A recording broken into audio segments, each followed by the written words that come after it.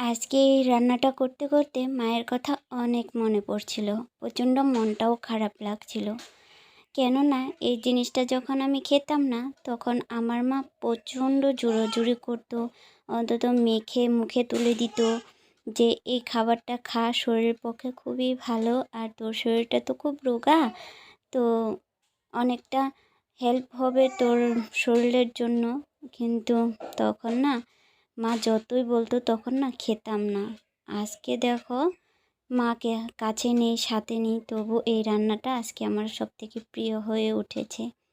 একটা সময় মার উপরে খুব রাগ দেখাতাম যে তুমি যে জিনিসটা আমি খাই না সেই জিনিসটা তুমি কেন বারবার আমাকে জোর জোর জোর করে খাওয়াচ্ছ, আমার একদম ভালো লাগে না।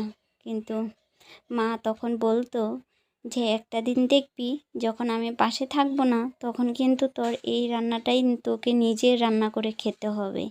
আজকে আমি তোকে রান্না করে খাওয়াচ্ছি কিন্তু খাচ্ছিস না, কিন্তু একটা সময় আসবে তুই রান্না করে খাবি।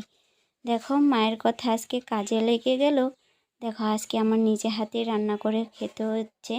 আজকে শরীরের কন্ডিশনটা খুবই খারাপ, তাই ডাক্তার বলেছে এই কচুর শাকটা খাওয়ার জন্য।